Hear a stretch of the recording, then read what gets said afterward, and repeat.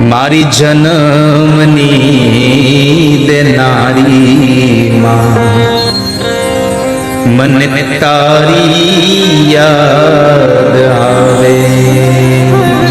મારી જન્મની દેનારી માં, મને તારી યાદ આવે. તારી યાદ આવે મારા પાપણે પાણી પડાવે જો.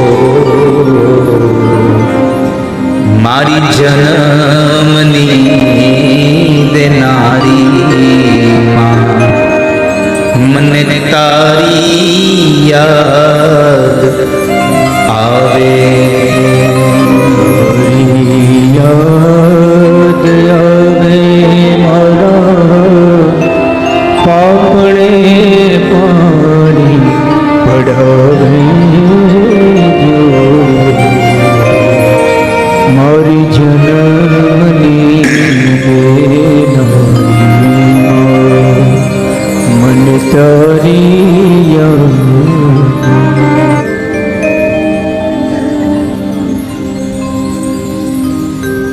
દીકરો ભણવા ગયો, કોલેજમાં ભણતો હતો. સાથે ભણતી યુવતી સાથે પ્રેમ સંબંધ બંધાયો. અભ્યાસ પૂરો થઈ ગયો. પત્ર લખ્યા કરતો, આવતો નહીં બહુ. મારે આમ છે તેમ છે એટલે હું નહીં આવી શકું, તું પૈસા મોકલી દેજે, આમ છે તેમ છે કર્યા કરે. છોકરીનો બાપ તવંગર હતો એટલે એને પૈસા પણ પૂરા પાડ્યા કરતો હતો. કોલેજના અભ્યાસ પછી વિદેશ ભણવા જવા માટેની તક મળી. છોકરીના બાપાએ કીધું કે મારી દીકરી તારી હારે ભણવા આવશે સાથે, પણ તારે તારા મા બાપ પાસે જવાનું નહીં, એને લગ્ન કરી તો હું તને ભણવાના પૈસા આપું. લાલચમાં એ ગયો, માને ભૂલી ગયો. માને પત્ર આવતો બંધ થઈ ગયો. માં રોજ જોરે હો, સવાર પડે અને રાહ જોઈને બે આ દીકરાનો પત્ર આવશે. સાંજ પડે કોઈ સમાચાર ન આવે. પથારીમાં પડે, બે આંખમાંથી આંસુની ધારા નીકળતા નીકળતા માં સૂઈ જાય.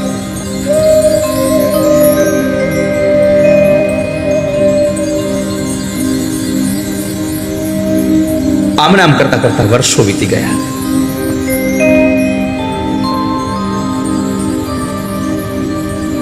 દીકરાએ પોતાની સાથે રહેલી એ સ્ત્રી સાથે લગ્ન કર્યા. મોટો ઓફિસર બની ગયો. દીકરાની ઘરે દીકરાઓ થઈ ગયા. પણ કોઈ દી માને યાદ નહોતો કરતો. ખૂબ સમય વ્યતીત થઈ ગયો. ગામમાં જે પ્રાથમિક શાળામાં ભણ્યો હતો ને એ પ્રાથમિક શાળાના સંચાલકોએ એક કાર્યક્રમ રાખેલો કે ભૂતપૂર્વ છાત્રોનું સન્માન કરવું. એમાં આ માણસનું નામ હતું એટલે એને પત્ર મોકલ્યો. એટલે માણસે જવાનું નક્કી કર્યું કે લાવ ને ગામડે આવું બધું છે તો જતો આવું. ગામડે ગયો, સન્માન થયું. કાર્યક્રમ પતાવીને જ્યારે નીકળે છે થયું કે લાવને એકવાર માને મળતો તો જાવ. જ્યારે તો એ ઓરડી આવે છે તો દરવાજે તાળું મારેલો. બાજુમાં પૂછ્યું કે અહીંયા માજી હતા એ તમે? મારા બા અહીંયા રહેતા હતા. બાજુવાળાએ જવાબ આપ્યો, ભાઈ તમારા બા ગુજરી ગયા અને 3 વર્ષ થઈ ગયા છે. તમારા બા ગુજરી ગયા અને 3 વર્ષ થઈ ગયા. તો ગુજરી ગયા છે? માં મરી ગઈ તો એની આંખમાં આંસુ ના આવ્યું. પણ પડોશી કીધું કે એક કામ કરો, ઉભા રહો. તમારા બા જ્યારે બહુ બીમાર હતા ને ત્યારે એને એક પત્ર તમારા માટે લખીને આપ્યો હતો. એને કહ્યું હતું ક્યારેય પણ મારો દીકરો મળે ને તો પત્ર મારા દીકરાને આપી દેજો. હું પત્ર તમને આપું, લાવો. દીકરાના હાથમાં પત્ર આવ્યો. પત્ર ખોલીને વાંચે છે. ઉપર લખ્યું હતું, મારા વાલ સોયા. માં એક શબ્દ વાપર્યો હતો, મારો અંતરનો રાજીપો છો તું.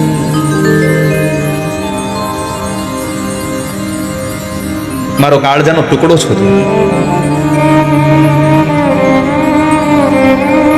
ભાઈ તારા બાપુજી ગુજરી ગયા પછી મેં કાળી મજૂરી કરીને તને ભણાવ્યો ગણાવ્યો. તું ભણવા માટે વિદેશ જતો રહ્યો. તે લગ્ન કર્યાના મને સમાચાર મળ્યા હતા.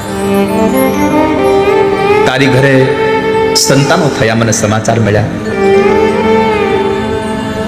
પણ બેટા, હું તારા દીકરાઓને રમાડી ન શકી ક્યારેય. પણ વાંધો નહીં, પણ તારી માં તને આશીર્વાદ આપે છે કે તું ને તારા દીકરાઓ બહુ સુખી થાજો, ખૂબ સુખી રહેજો.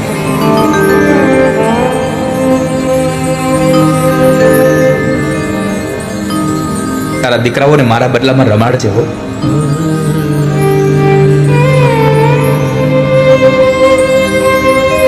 એક બહુ સુંદર પંક્તિ લખી હતી માએ.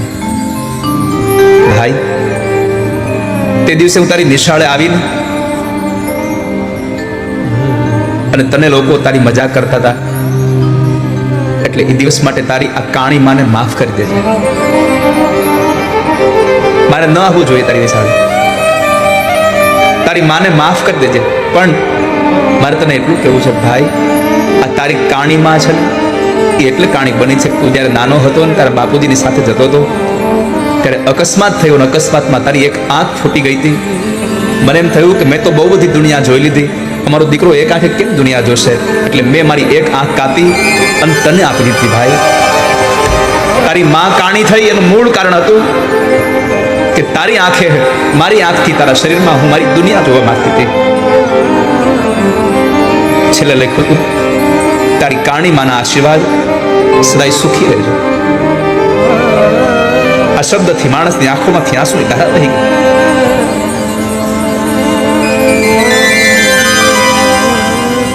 મારી જન્મની દેનારી મને તારી યાદ આવે જો.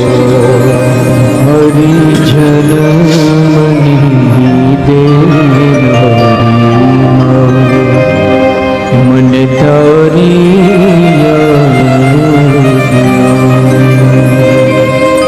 તારી યાદ આવે મારા પાપણે પાણી પડાવે જો. મારી જન્મની દેનારી માં મને તારી યાદ આવે જો. મારી યાદ આવે મારા પાપણે પાણી પડાવે જો. મારી જન્મની દેનારી મને તારી યાદ. આ સંસારમાં તમારે અનુભવ કરવા હોય તો કરી જોજો. ગમે તેટલો દીકરો મોટો થઈ જાય, દીકરાની ઘરે દીકરાઓ રમતા હોય અને એની વૃદ્ધમાં ઘરમાં હોય અને રાત્રિના સમયે તમારે આવવાનું મોડું થાય ને, ત્યારે આખું ઘર પોતાના રૂમમાં ઘરીને સૂઈ જાય એસી ચાલુ કરીને, ખૂણામાં ખાટલો નાખેલી માં તમે નહીં આવો ત્યાં સુધી માને નીંદર નહીં આવે. એ માં સુહે નહીં ક્યારે, એને એને એને એની આંખમાં નીંદર જ ન ભરાય કોઈ દિવસ.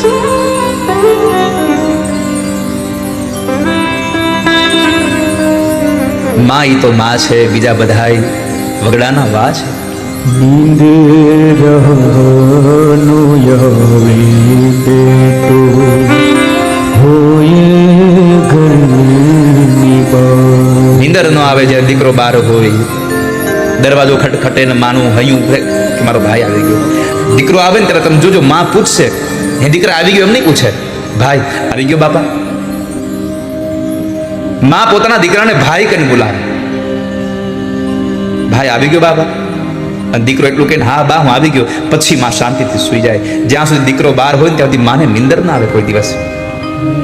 આ સંસારમાં ભાગ્યશાળી તો એ છે જેને માં મળી છે, જેને માનો પ્રેમ મળ્યો છે.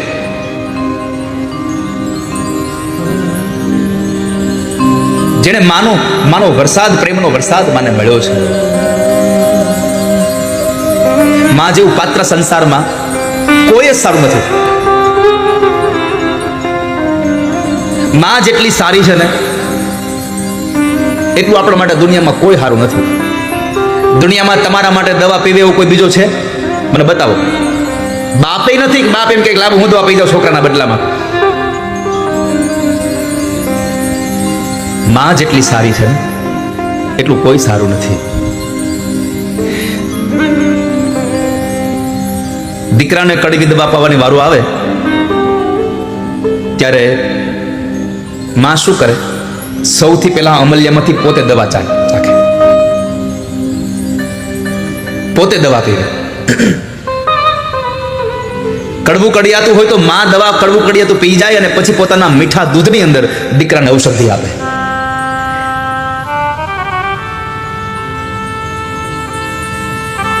સંસારમાં માં જેવું પાત્ર કોઈ નથી. બાપ પોતાની જાતને ઘસીને પણ છોકરાઓને સુખી કરવા માટે થઈ અને કાળી મજૂરી કરે છે.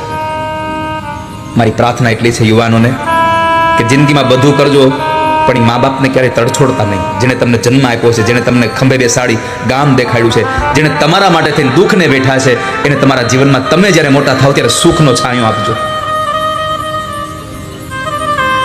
બાકી જીવનની નોટમાં લખી રાખજો કે તમે તમારા મા બાપને સુખી નહીં કરો તો તમારા સંતાનો તમને સુખી નહીં કરે કોઈ દિવસ.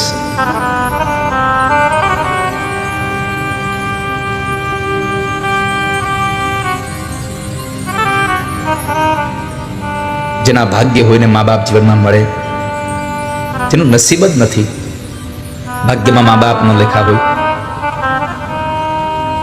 તો શું કરીએ? જેનો સંસારમાં કોઈ ન હોય, ક્યારેક પૂછજો એવા લોકોને કે એની વ્યથા શું છે.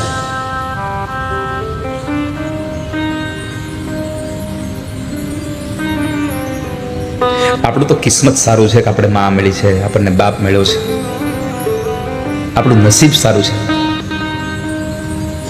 કિસ્મત વાલે वो होते हैं जिनकी माँ होती है. तू कितनी अच्छी है, तू कितनी प्यारी है, प्यारी प्यारी है ओ माँ, ओ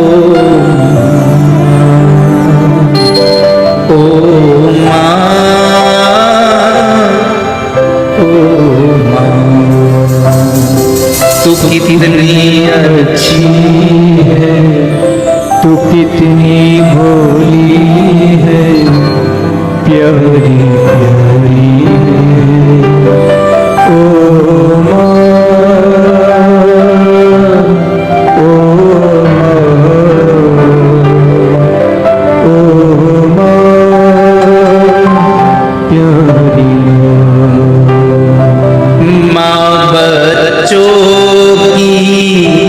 जहाँ होती है माँ बच्चों